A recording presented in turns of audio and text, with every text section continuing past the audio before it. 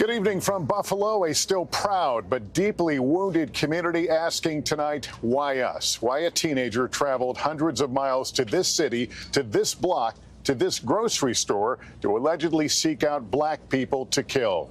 Today, we learned the gun attack that killed 10 and injured 3 may not have gone entirely as planned. Police believe the shooter, pumped up on false and racist conspiracy theories, intended to head down the street and shoot more people. Thankfully, he was stopped and arrested. It came on the same weekend as a mass shooting at a Southern California church, an attack on Taiwanese church members being investigated tonight as a hate crime that was politically motivated. We'll have more on that in a few moments, but let's begin here with the pain, remembrances, and fear in Buffalo. Tonight, Buffalo is still struggling to come to terms with how someone could turn a supermarket into a terror target, and if warning signs were missed. 3 down inside so far, 2 outside. Police say the 18-year-old gunman had a disturbing plan when he stormed into this Tops grocery store Saturday. Put as many cars as you possibly can. A plan fueled by racist hatred. This is an absolute racist hate crime. This is someone who has hate in their heart, soul, and mind. Police say the suspect was wearing full body armor and tactical gear, had driven 200 miles to get here, and was live streaming the horror online. This video showing the alleged shooter's arrest at the scene. Tonight, authorities saying the suspect may have been casing the location. The individual was here a few months ago, back in early March. Grady Lewis was across the street Saturday and saw the gunman open fire. Seeing a guy in camouflage just shooting, and I seen a security guard run into the store. Lewis told me he saw the suspect at the store the day before the attack. And so did Veronica Love and her son Daniel, who work across the street. Where was he? Next door in front of my barber shop. He was sitting right in front, just using the Wi-Fi. Like so many here, they are still stunned by the nightmare the gunman unleashed. You could have been over there. I could have been over there. I frequently go over there.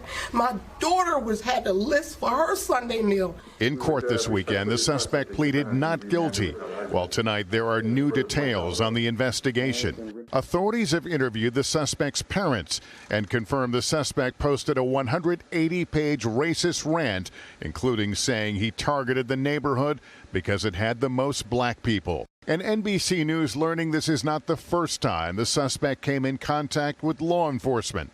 Last June, police were called after he allegedly threatened to carry out a shooting at his high school. He was given a mental health evaluation and released. There was nothing picked up on the state police intelligence, nothing that was picked up on the FBI intelligence. And tonight, this community is remembering 10 victims from ages 32 to 86 killed while they shopped on a Saturday afternoon. Authorities call retired Buffalo police officer Aaron Salter a hero.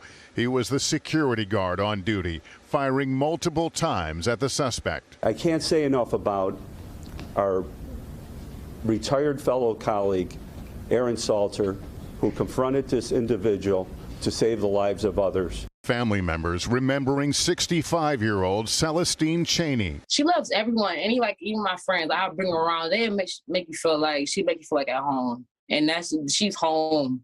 That's what my grandma is.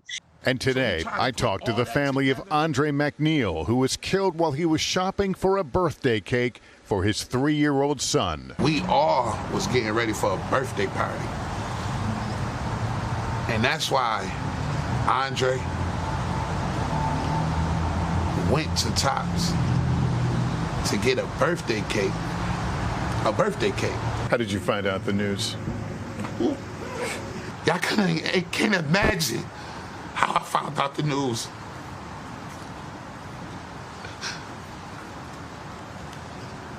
I was laying on my couch praying for this city.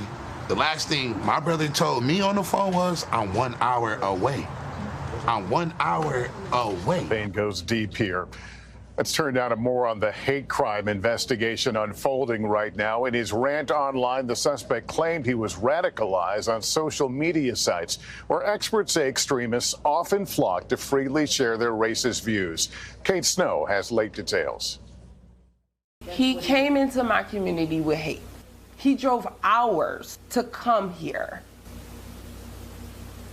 and do what he did.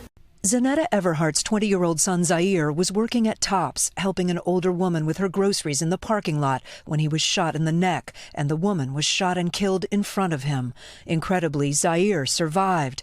His mom also happens to be director of diversity and inclusion for a New York State senator. This young man apparently had a document that he put up online. He broadcast part of it live. Yeah, I think the first thing that we have to do is talk about it and stop acting like there is not racism in this country.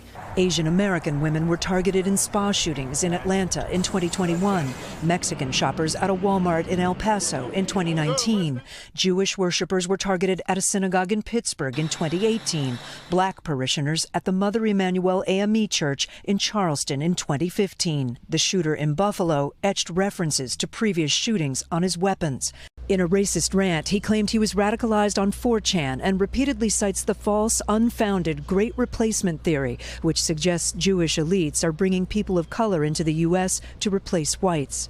Scott Richmond with the Anti-Defamation League says it's easy to find on social media sites that don't have moderation policies. We're talking about Discord, we're talking about Gab and Parler and Telegram, sites like that are frequented by extremists. And they don't have rules about what can be said. People can put whatever they want on there. Senior law enforcement officials say the FBI is seeing a growing number of racially motivated extremism incidents fed by social media and also gaming platforms. The Buffalo shooter live streamed his attack on Twitch before it was taken down, but that video is still circulating. An outrage for Garnell Whitfield, who lost his mother Ruth on Saturday. Our matriarch, our hero, our angel was taken from us inappropriately. It's hurtful, but it makes us angry also. He and attorney Benjamin Crump say the shooter isn't the only one who should be held accountable. They're considering action against social media companies. But we also have to hold accountable the individuals who curate this hate, who are indoctrinating these young people with this hate. Hate that hurts so deeply. And Kate, what are the social media companies saying about all this? So tonight we heard back from a couple of them. Telegram tells us that content that promotes violence is forbidden and that they are working to remove anything related to the shooting here. We also heard from Discord. They say hate and violence have no place on their site. They say they're assisting police, Lester. Okay, Kate Snow, thank you for that.